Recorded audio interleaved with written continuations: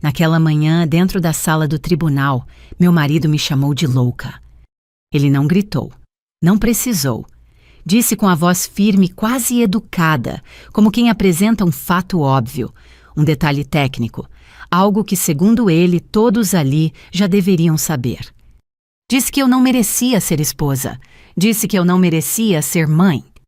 E por alguns segundos que pareceram longos demais, ninguém reagiu. O juiz manteve os olhos nos papéis. A secretária continuou digitando. O ar-condicionado velho zumbia alto demais para um lugar onde decisões importantes eram tomadas todos os dias. Então a família dele se levantou. Um aplauso seco, curto, desalinhado, mas suficiente. Eu continuei sentada. Não cruzei os braços, não levantei o rosto. Não pedi silêncio. Apenas fiquei ali com as mãos apoiadas sobre a bolsa, sentindo o couro gasto sob os dedos, como se aquilo fosse a única coisa sólida naquele momento. Minha advogada sentada ao meu lado sorriu. Foi um sorriso pequeno, profissional, daqueles que passam despercebidos por quem está ocupado demais, comemorando antes da hora. O juiz pigarreou, pediu ordem na sala e autorizou a leitura do processo. Enquanto a secretária do tribunal se preparava para começar, eu me permiti respirar fundo pela primeira vez naquela manhã. Não era a primeira vez que me chamavam de desequilibrada, nem a primeira vez que tentavam reduzir tudo o que eu havia construído a um diagnóstico improvisado, conveniente demais para quem precisava me enfraquecer. Mas era a primeira vez que faziam isso ali, diante de um juiz, diante de registros oficiais, diante de pessoas que acreditavam de verdade que aquela palavra louca seria suficiente para me silenciar. Eu tinha 40 anos incompletos, uma carreira sólida, um histórico limpo, contas em dia, empresa registrada, impostos pagos, rotina organizada, agenda previsível. Nada disso importava naquele instante. Porque para eles bastava dizer que eu não era uma mãe adequada. Tudo começou muito antes daquela sala fria com cadeiras de madeira e paredes manchadas pelo tempo. Meu casamento sempre foi para quem via de fora correto. Não havia escândalos públicos, não havia gritos em restaurantes, não havia vizinhos chamando a polícia, havia almoços de domingo, fotos em datas comemorativas, mensagens educadas em grupos de família. Eu trabalhava demais. Essa era a crítica aceita, a crítica tolerável. Eu saía cedo, voltava tarde, respondia e-mails à noite, organizava planilhas enquanto a televisão ficava ligada sem som. Meu marido dizia que entendia, dizia que admirava minha disciplina, dizia que eu era diferente das outras. Mas a admiração tinha prazo. Com o tempo, a palavra diferente passou a significar difícil, e difícil virou instável. Sempre dito com cuidado, sempre com aquele tom de preocupação fingida. Você anda muito tensa, ele comentava na frente da mãe. Talvez você precise desacelerar, sugeria a irmã dele enquanto mexia o café. Eu escutava, não discutia, continuava fazendo o que precisava ser feito. Nos dias úteis eu levava nosso filho à escola antes das 7, conferia a mochila, lanche e uniforme, sabia o nome da professora, o horário das aulas, as datas das reuniões. À tarde, ajustava compromissos para buscá-lo ou garantir que alguém de confiança o fizesse. Nunca faltei a uma consulta médica, nunca perdi uma reunião escolar, nunca cheguei atrasada para algo que dizia respeito a ele. Ainda assim, aos poucos começaram a surgir comentários soltos. Ele parece mais calmo quando fica com a avó. Criança sente quando a mãe anda nervosa. Nada direto, nada que pudesse ser contestado sem parecer exagero. Até que um dia, durante uma discussão trivial sobre horários, meu marido soltou a frase com a naturalidade de quem já a ensaiou antes. Você sabe que se isso chegar ao tribunal, eles não vão te ver como você se vê. Foi ali que eu entendi. Não era sobre o casamento, não era sobre amor, não era nem sobre convivência. Era sobre controle. A ideia de me pintar como emocionalmente instável não nasceu da raiva, nasceu do cálculo, do mesmo tipo de cálculo que se faz ao abrir uma empresa, ao transferir um bem, ao redigir um contrato com letras pequenas. Quando ele pediu o divórcio, já havia papéis organizados, testemunhos alinhados, uma narrativa pronta. E naquela manhã, dentro do tribunal, ele acreditava que tudo estava sob controle. A família dele estava confiante, vestidos discretos, olhares firmes, a sensação clara de que aquele espaço também lhes pertencia. Eu não levei testemunhas emocionais, não levei amigos, não levei discursos. Levei documentos. Quando a secretária começou a leitura, o tom era neutro, técnico. Cada palavra ecoava na sala com um peso diferente do que eu estava acostumada a ouvir em reuniões ou audiências administrativas. Meu marido mantinha o queixo erguido. O advogado dele observava o juiz atento aos mínimos sinais. A família seguia imóvel como se o aplauso de minutos antes já tivesse encerrado a história. Minha advogada continuava serena, caneta apoiada no bloco, olhar calmo. Eu ouvi meu nome, ouvi referências ao processo, ouvi datas, valores, descrições objetivas de fatos que até então haviam sido tratados como versões. O juiz franziu a testa pela primeira vez. Eu percebi, não porque ele reagiu de forma exagerada, mas porque alguém como ele só interrompe a leitura quando algo não se encaixa. A sala ficou mais silenciosa. A secretária continuou. E enquanto aquelas linhas eram lidas em voz alta, eu soube que o que estava por vir não teria mais volta. Não era vingança no sentido raso da palavra, não era humilhação pública planejada, era algo mais simples e mais inevitável. Era a verdade aparecendo onde eles tinham certeza de que só existiria a versão deles.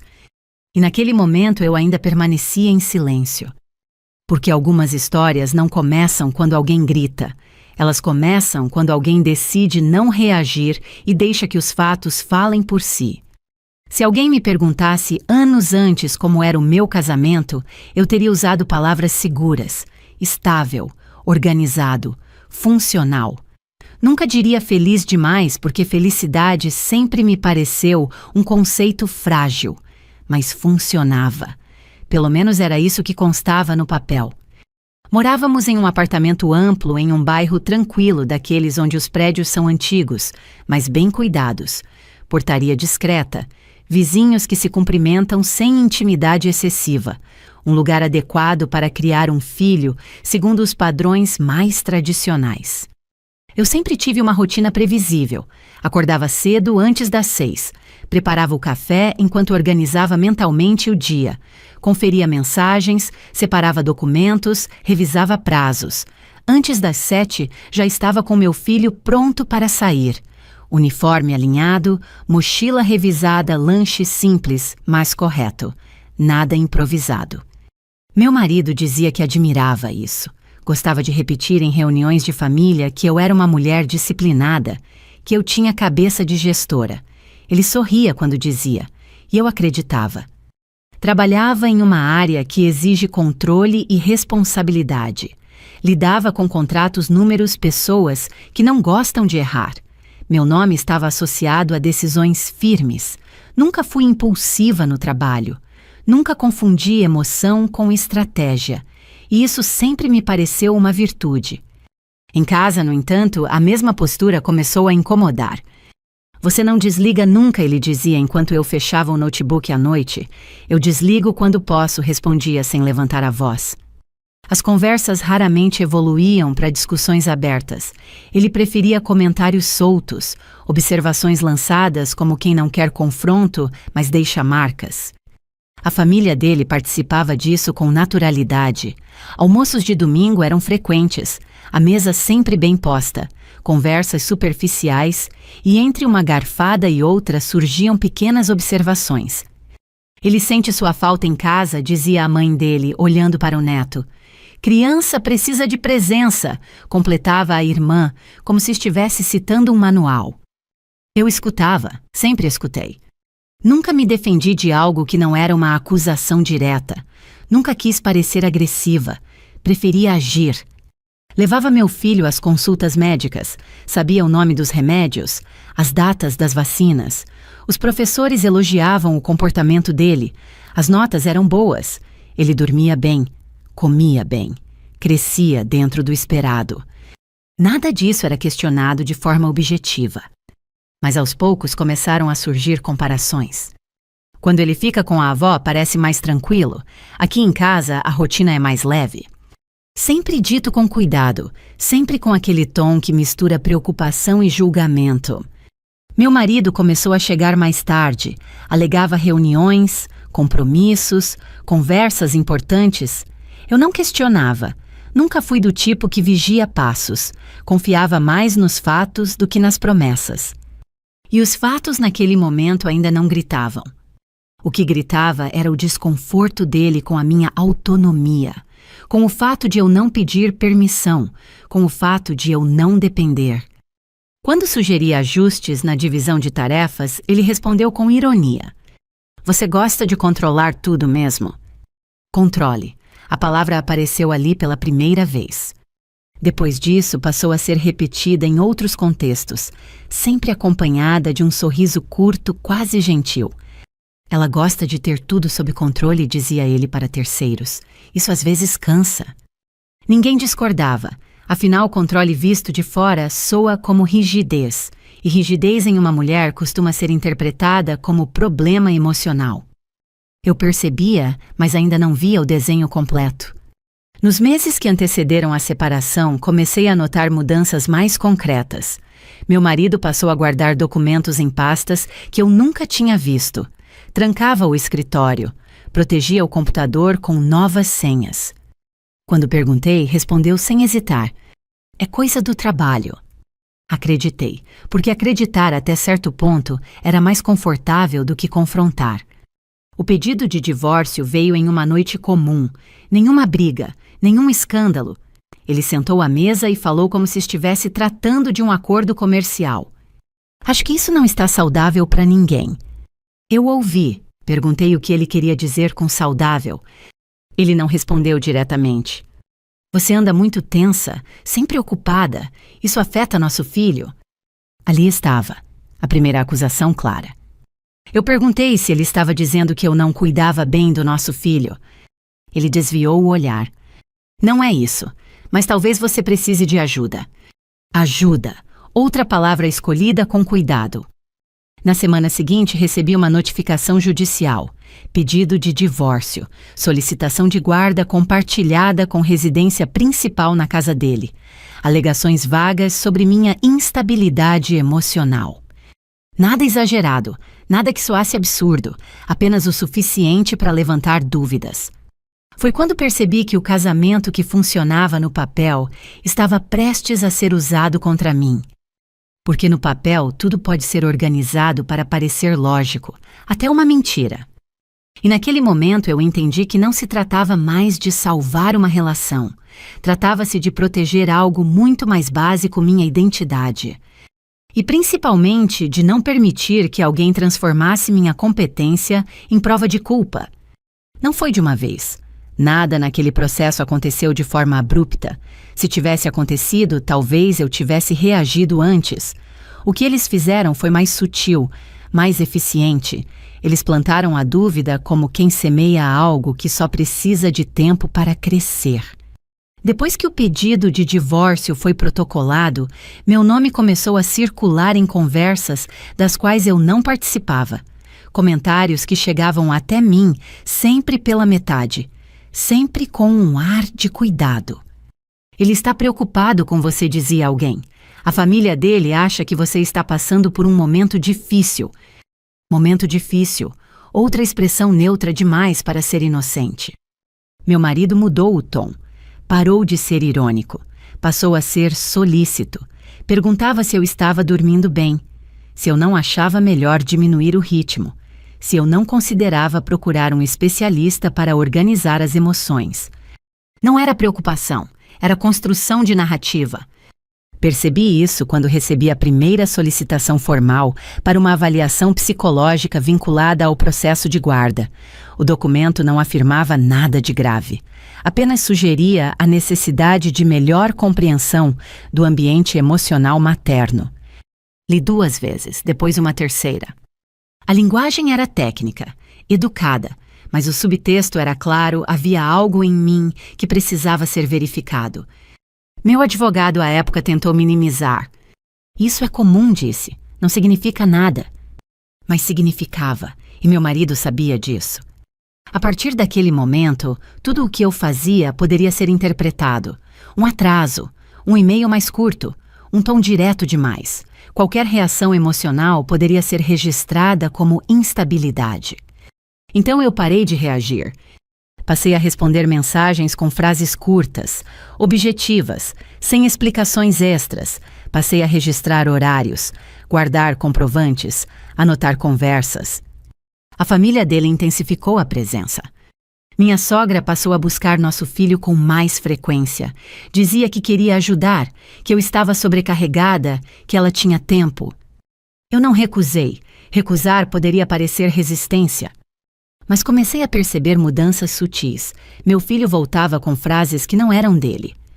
A vovó disse que você trabalha demais. O papai falou que você fica nervosa fácil. Nada grave, nada que justificasse uma reação dura, mas suficiente para criar um clima. Meu marido começou a registrar pequenas ocorrências, mensagens enviadas fora de contexto, comentários isolados, conversas privadas transformadas em exemplos. Descobri isso, por acaso, quando um documento anexado ao processo mencionava uma discussão que tivemos meses antes apresentada como episódio de descontrole. Era uma discussão comum, sobre horários, sobre logística, sobre coisas práticas, nada que fugisse da normalidade de um casal em crise. Mas no papel soava diferente. Soava como padrão. Foi aí que compreendi a estratégia completa. Eles não queriam provar que eu era incapaz. Queriam apenas levantar dúvidas suficientes para que a decisão não fosse automática. Porque no sistema a dúvida pesa, às vezes mais do que a prova. Passei pela avaliação psicológica com tranquilidade. Respondi às perguntas. Não dramatizei.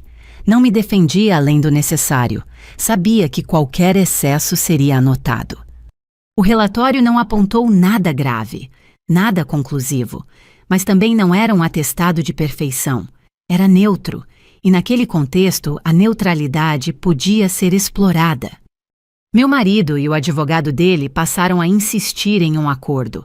Guarda compartilhada com residência principal na casa dele. Argumentavam estabilidade, apoio familiar, ambiente mais leve. Você trabalha muito, repetiam. Ele tem mais tempo. Tempo. Como se tempo fosse sinônimo de cuidado. Eu continuei sem discutir.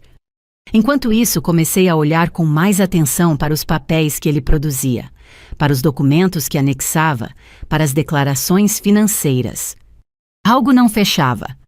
Os rendimentos declarados não batiam com o padrão de vida que ele mantinha. Transferências pequenas, frequentes para contas que eu não reconhecia. Contratos com empresas que eu nunca tinha ouvido mencionar. E, curiosamente, tudo isso aparecia vinculado ao período em que ele começou a falar sobre minha suposta instabilidade. Não era coincidência. Quanto mais eu lia, mais claro ficava que a disputa pela guarda não era o objetivo final. Era um instrumento, uma alavanca. Se ele conseguisse me pintar como emocionalmente instável, teria mais poder de negociação. Poderia pressionar acordos, garantir vantagens, proteger interesses que nada tinham a ver com nosso filho. A família dele sabia disso, participava, incentivava, protegia. E eu entendi com uma clareza fria que aquele processo não era sobre maternidade, era sobre controle de dinheiro e imagem. Naquele momento fiz a escolha mais difícil e mais necessária, parei de tentar provar quem eu era. Passei a me concentrar em provar o que eles estavam fazendo.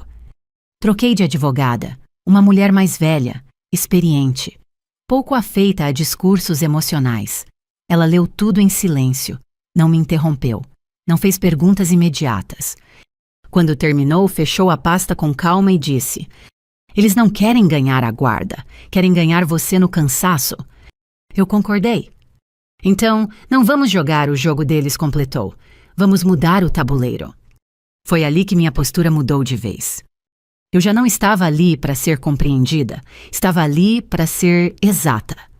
E naquele momento, a palavra louca já não me atingia como antes. Ela havia se transformado em uma pista, um sinal de que eles estavam com pressa. E quem tem pressa geralmente está tentando esconder algo. Trocar de advogada foi o primeiro passo concreto que dei, sem anunciar a ninguém. Não contei ao meu marido, não avisei a família dele, apenas segui. Aprendi cedo que algumas mudanças só funcionam quando não são discutidas. Minha nova advogada não prometeu vitória, não falou em justiça poética, não usou palavras reconfortantes.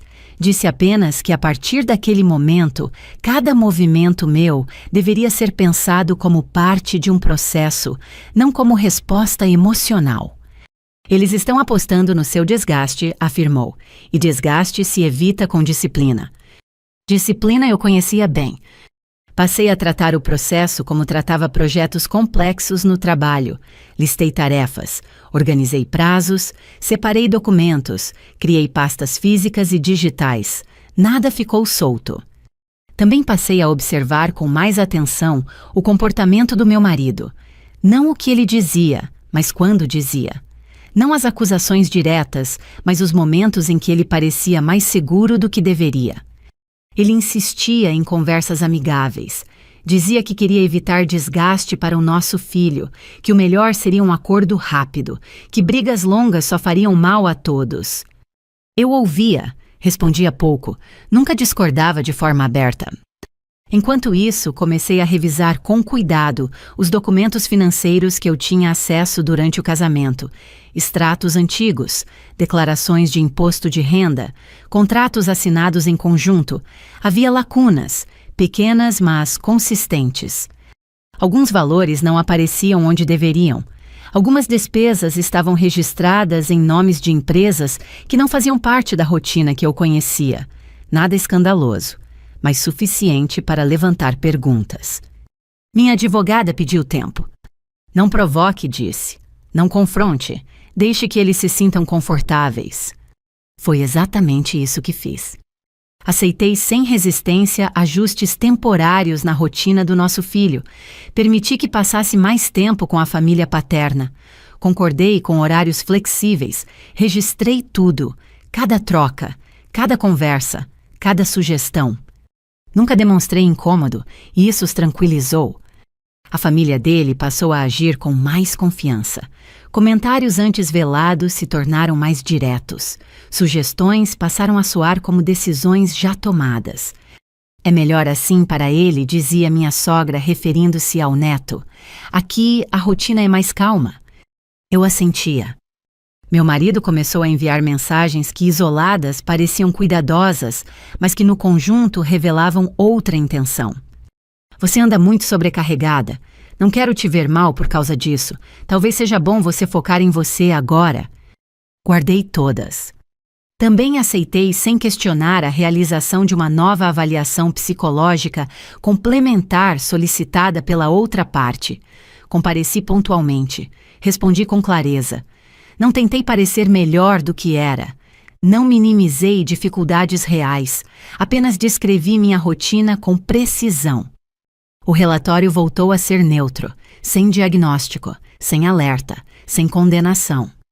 Mesmo assim, o advogado do meu marido insistiu em usar expressões vagas durante as audiências preliminares. Possível instabilidade, ambiente emocional tenso, nada afirmado, tudo sugerido. Minha advogada me orientou a não rebater. Quem sugere sem provar costuma se contradizer, depois explicou. Enquanto isso, aprofundamos a análise financeira. Descobrimos transferências recorrentes para uma empresa registrada em nome de um parente distante. Valores fracionados, frequentes, estratégicos. Havia também um imóvel que não constava oficialmente no processo de partilha, embora houvesse indícios claros de vínculo com meu marido. Mais importante ainda, alguns desses movimentos coincidiam com datas-chave do processo de guarda, períodos em que ele pressionava por acordos rápidos, em que mencionava custos, em que falava sobre evitar exposição. Tudo começou a se encaixar. A disputa pela guarda não era o centro da estratégia, era a cortina. O ruído necessário para acelerar decisões e esconder manobras mais graves. Minha advogada reuniu tudo com paciência, cruzou dados, solicitou informações adicionais, preparou requerimentos discretos. Nada foi feito de forma abrupta. O tribunal precisa perceber sozinho, disse ela. Não vamos gritar isso, vamos permitir que leiam. Eu mantive minha rotina, continuei trabalhando, cumpri horários, levei meu filho à escola sempre que era minha vez. Compareci a reuniões, assinei comunicados, mantive o mesmo padrão de comportamento. Nada mudou por fora. Por dentro, eu já não tinha dúvidas. A palavra louca não era um ataque impulsivo, era um rótulo funcional, um instrumento jurídico mal disfarçado, um atalho para desacreditar sem precisar provar. E eu decidi que não reagiria a ela, porque reagir seria jogar o jogo deles. Minha escolha foi outra: transformar cada tentativa de me desqualificar em evidência de intenção. Cada comentário, cada documento, cada pedido apressado passou a ser analisado como parte de um desenho maior. Eu não estava mais tentando convencer ninguém de quem eu era. Estava preparando o momento em que eles não conseguiriam mais sustentar quem fingiam ser. E esse momento se aproximava. Eu sentia isso na forma como meu marido começou a se mostrar inquieto, na insistência por acordos, na ansiedade mal disfarçada. Eles acreditavam que eu estava cansada, que eu estava cedendo. Na verdade, eu estava apenas deixando que avançassem mais do que deveriam.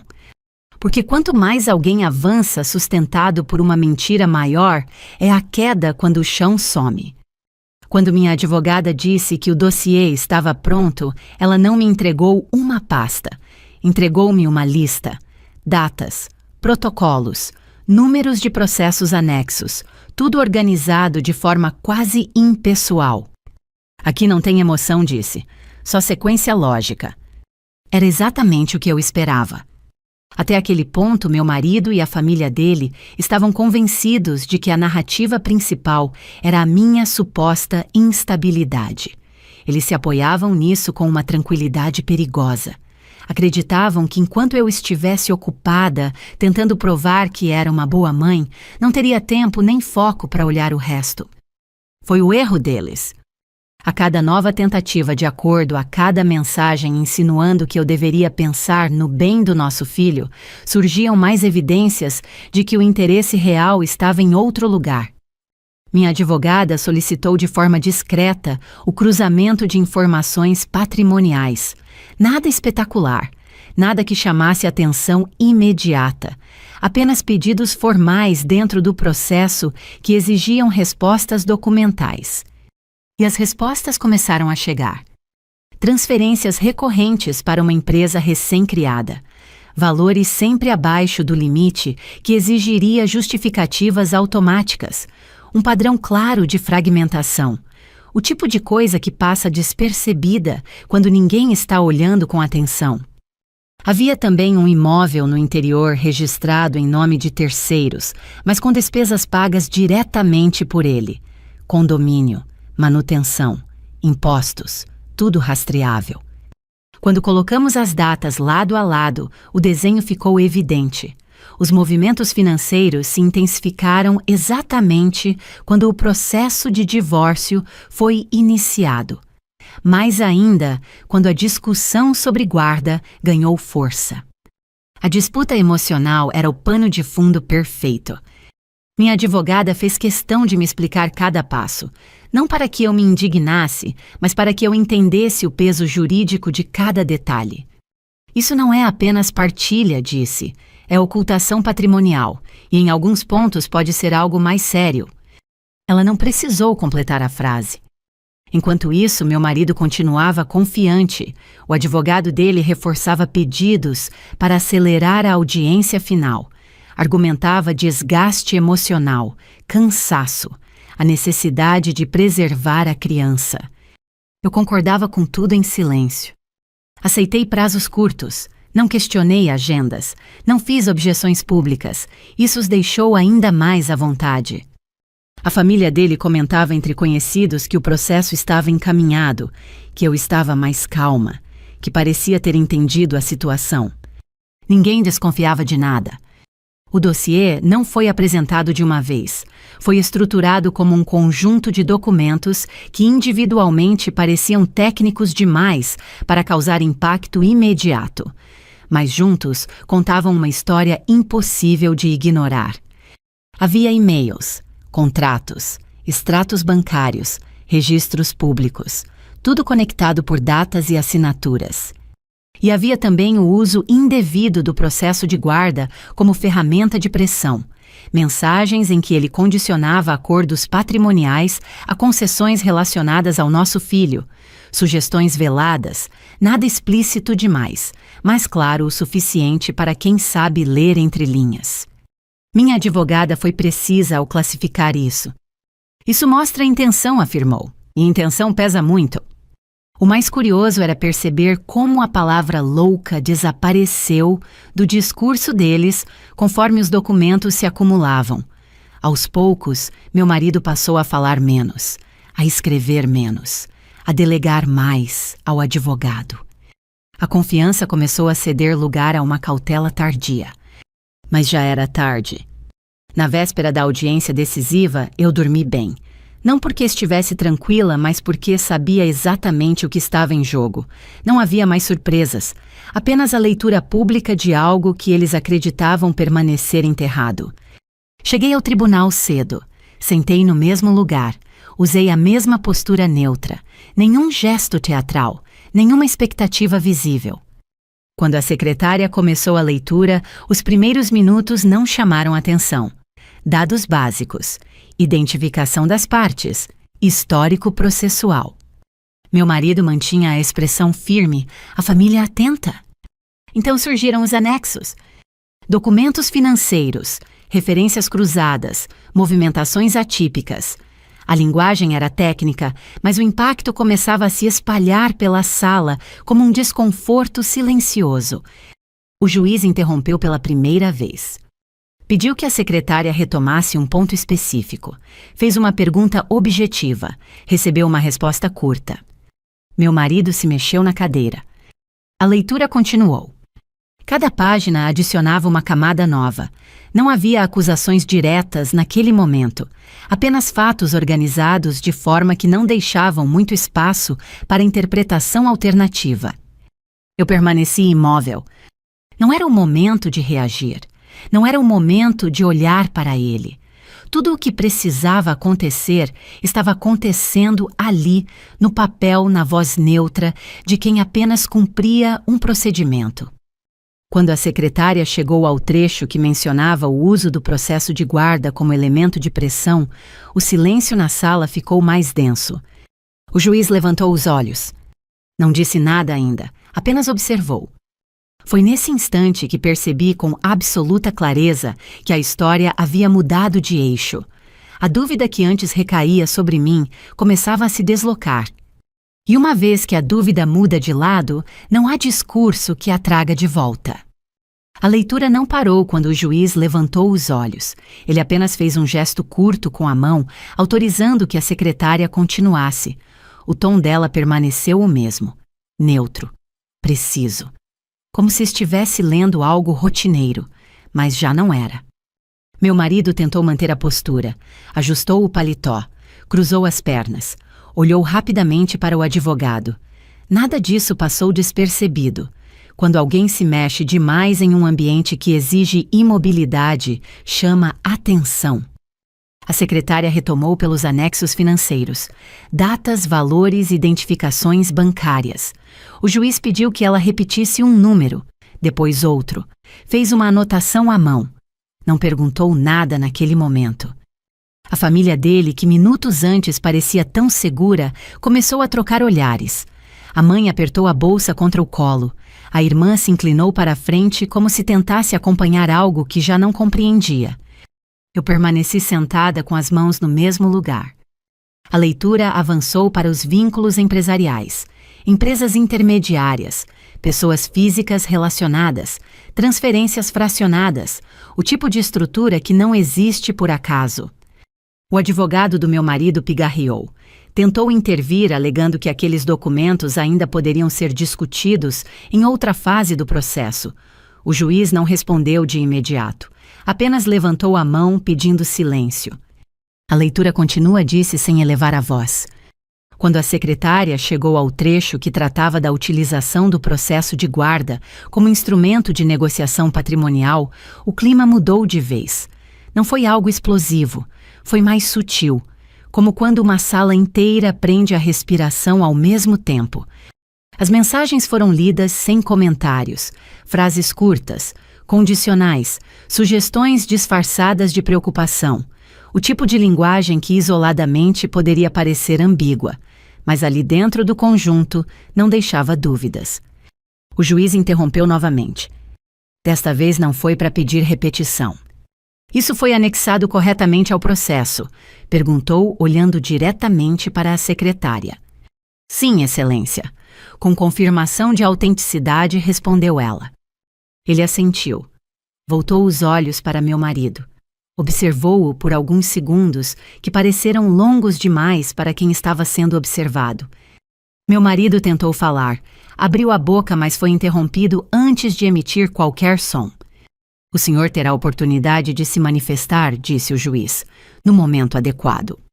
A leitura prosseguiu com os relatórios técnicos, avaliações psicológicas, notas metodológicas e então a comparação entre versões. O que havia sido apresentado pela outra parte, o que havia sido omitido. O juiz se inclinou para a frente na cadeira, pediu uma pausa, conversou brevemente com a secretária, consultou um assessor. A sala estava completamente silenciosa. Foi então que ele levantou a cabeça e falou pela primeira vez com a voz claramente alterada. Suspenda a leitura. A secretária parou imediatamente.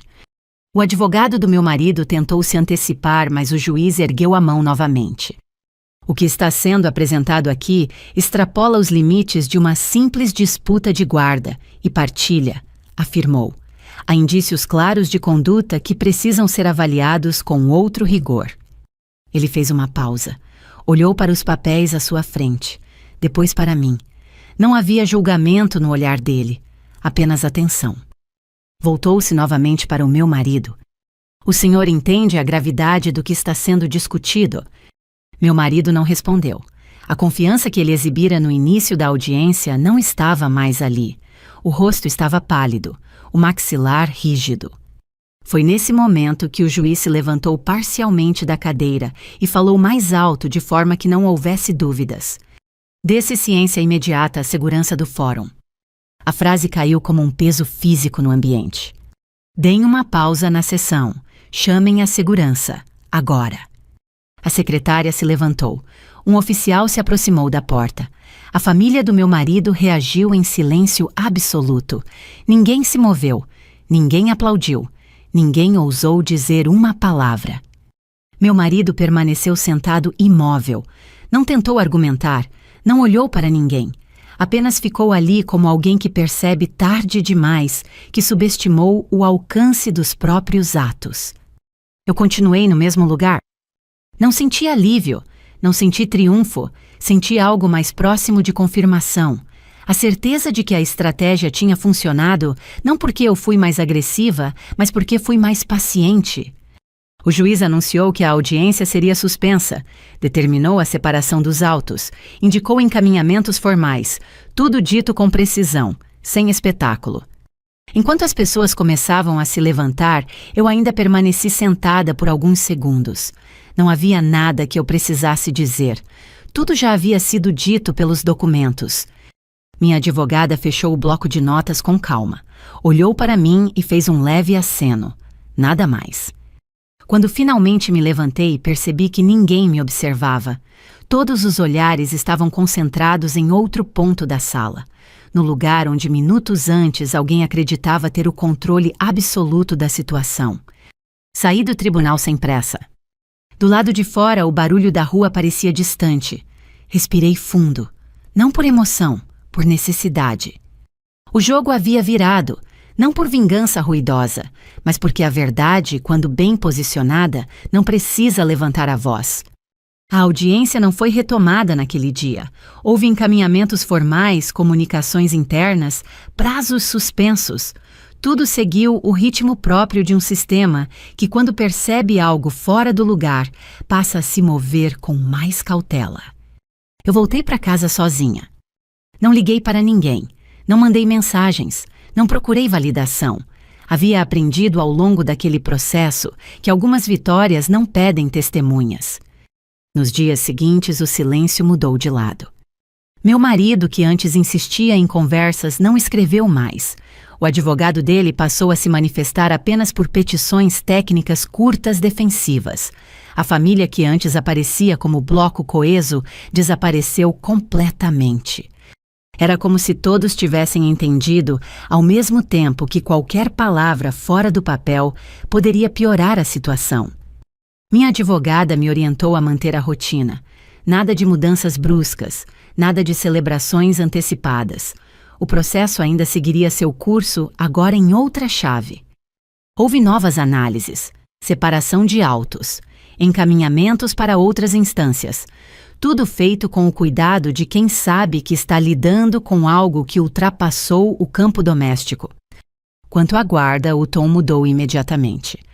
O juiz determinou medidas provisórias claras, estabeleceu critérios objetivos, avaliou a documentação já existente. Não houve discursos longos, não houve espaço para dramatizações. A decisão provisória saiu em uma tarde comum, daquelas em que o dia parece igual a todos os outros. Eu li o documento sentada à mesa da cozinha com um café já frio ao lado. As palavras eram técnicas mais diretas, não deixavam margem para interpretações emocionais. A residência principal do nosso filho ficaria comigo. Não houve adjetivos, não houve justificativas elaboradas. Apenas constava que, diante do conjunto probatório e das inconsistências apresentadas pela outra parte, aquela era a medida mais adequada naquele momento. Eu fechei o arquivo, respirei fundo e segui o dia. Não chorei, não sorri, não senti necessidade de reagir. Nos dias seguintes, organizei a logística necessária, ajustei horários, reforcei rotinas. Conversei com a escola de forma objetiva. Não expliquei além do necessário. Tudo foi tratado como deveria ser, com discrição. Meu filho não foi exposto a detalhes, não houve discursos heróicos, não houve promessas grandiosas, apenas continuidade. E isso para mim sempre foi a forma mais clara de cuidado. Mais adiante veio a decisão sobre a partilha. Com a análise aprofundada dos documentos, o cenário mudou completamente. Aquilo que antes parecia uma divisão simples revelou-se um emaranhado de tentativas de ocultação. O juiz foi direto, determinou a inclusão de bens antes omitidos, estabeleceu sanções, rejeitou pedidos que antes pareciam plausíveis. Não houve espaço para negociação naquele momento. O tempo dos acordos fáceis havia passado. Meu marido não compareceu a uma das audiências subsequentes. O advogado justificou com termos genéricos. Ninguém se surpreendeu. A família dele também não apareceu mais. O que restou foi o processo seguindo seu curso, agora sem o ruído emocional que antes o cercava. Quando a estratégia da dúvida cai, o que sobra é apenas o que pode ser provado. Em nenhum momento senti vontade de confrontar ninguém. Não procurei respostas, não busquei desculpas, não quis ouvir explicações tardias. Aprendi que algumas pessoas só conseguem lidar com a verdade quando ela é apresentada por uma autoridade maior do que elas. E mesmo assim, nem sempre conseguem. Quando a decisão final sobre a guarda foi proferida meses depois, ela apenas confirmou o que já estava estabelecido, sem alterações, sem ressalvas, sem condicionantes ocultas. Eu recebi a notificação no celular enquanto estava no trabalho. Li rapidamente, salvei o documento, voltei à reunião que estava conduzindo. Foi só à noite, já em casa, que reli tudo com atenção. Não por ansiedade, mas por hábito. Gosto de entender cada linha do que assino. Ao final, fechei o computador e fiquei alguns minutos em silêncio. Não havia sensação de vingança triunfante. Não havia aquele gosto amargo que muitos esperam de uma batalha judicial. Havia algo mais simples. Coerência. A narrativa que tentaram construir sobre mim não se sustentou. Não porque eu a combati com emoção, mas porque ela não resistiu aos fatos. Eu não precisei provar que era uma boa mãe. Não precisei convencer ninguém de que era equilibrada. Tudo o que fiz foi não sair do lugar que sempre ocupei, o da realidade. Naquela noite, preparei o jantar como sempre. Ajudei meu filho com a lição. Organizei a mochila para o dia seguinte. Nada extraordinário. E talvez tenha sido isso o mais simbólico de tudo. Porque, no fim, o que eles tentaram tirar de mim não foi apenas um papel ou um direito, foi a normalidade. A possibilidade de seguir vivendo sem precisar me explicar. E essa eu recuperei. Sem aplausos, sem discursos, sem precisar levantar a voz. Depois que as decisões foram confirmadas e os prazos encerrados, a vida não mudou de forma espetacular. Não houve recomeços cinematográficos, não houve discursos internos sobre superação. Houve apenas continuidade, e isso para mim sempre foi sinal de vitória. Continuei morando no mesmo apartamento por um tempo. Os móveis estavam no mesmo lugar. As rotinas também. A diferença era que o ar parecia menos pesado. Não porque algo extraordinário tivesse acontecido, mas porque algo havia terminado. Meu nome não estava mais preso a uma narrativa que eu não havia criado. Meu filho se adaptou com a naturalidade que só as crianças têm quando os adultos deixam de projetar conflitos sobre elas. Escola, horários, amigos. Tudo seguiu. Eu observei a distância como sempre fiz, sem interferir além do necessário. Não precisei explicar nada para ele. Crianças entendem mais pelo ritmo do que pelas palavras. Quando o ambiente se estabiliza, elas acompanham. No trabalho, ninguém comentou. Não por indiferença, mas por respeito. Minha vida profissional sempre foi construída sobre resultados, não sobre histórias pessoais. E isso continuou. Algumas pessoas se afastaram, outras se aproximaram. Nada disso me surpreendeu. Processos longos costumam revelar mais sobre quem observa do que sobre quem é observado. Do outro lado, soube apenas o essencial, o suficiente para entender que o silêncio também havia chegado lá. Nenhuma tentativa de contatos, nenhuma justificativa tardia, nenhuma busca por reconciliação simbólica. E eu não senti falta. Porque o que foi quebrado naquele processo não foi apenas um casamento, foi uma estratégia, um plano cuidadosamente montado para me reduzir, me cansar, me encaixar em uma versão conveniente. Quando esse plano caiu, não havia muito o que dizer. Com o tempo, percebi algo curioso às pessoas que tentaram me convencer de que eu era difícil, instável ou exigente, simplesmente mudaram de assunto. Como se nada tivesse sido dito, como se as palavras não deixassem marcas. Eu deixei passar. Aprendi que nem toda reparação precisa ser verbal. Algumas vêm na forma de ausência, outras na impossibilidade de repetir a mesma mentira 2 vezes. Hoje, quando penso naquele dia no tribunal, não lembro do aplauso, não lembro do tom da voz dele, não lembro do constrangimento alheio. Lembro do silêncio. Do momento em que percebi que não precisava reagir para existir, que não precisava ser compreendida para estar certa, que não precisava ser absolvida por ninguém além dos fatos. Essa foi a verdadeira virada. Muitas pessoas acreditam que histórias de vingança precisam terminar com humilhação pública, com gritos, com quedas espetaculares. A minha não terminou assim. Terminou com algo mais raro. Terminou com equilíbrio. Eu não ganhei porque fui mais agressiva. Ganhei porque fui mais consistente, porque entendi que em certos jogos vence quem sabe esperar o tempo certo de falar e principalmente quando não falar. Se você que está ouvindo passou por algo parecido, talvez não em um tribunal, talvez não com documentos e advogados, mas com tentativas de te desqualificar, te diminuir, te rotular, saiba de uma coisa: nem toda resposta precisa ser imediata. Às vezes a resposta mais forte é continuar, organizar, registrar, não sair do eixo e deixar que a verdade encontre o espaço certo para aparecer. Muitas pessoas que me escutam estão no Brasil, outras estão em Portugal, outras espalhadas pela Europa, vivendo contextos diferentes, mas enfrentando dinâmicas muito parecidas. Relações em que o poder é disfarçado de cuidado, em que a dúvida é usada como arma, em que o silêncio é confundido com fraqueza. Se essa história te tocou, talvez seja porque em algum nível você já sentiu algo parecido.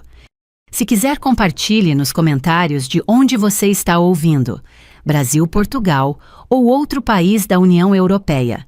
Histórias atravessam fronteiras, mas certas experiências são universais. Se inscreva no canal para acompanhar outros relatos como este. Histórias contadas sem exagero, sem gritos, sem pressa. Histórias de pessoas comuns que escolheram não desaparecer quando alguém tentou apagá-las. E se fizer sentido para você, compartilhe este episódio com alguém que precise ouvir que nem toda força é barulhenta, que nem toda vingança é visível e que às vezes a maior vitória é sair inteiro de um lugar que tentou te quebrar. Eu segui em frente, sem pedir desculpas, sem explicar demais, sem olhar para trás.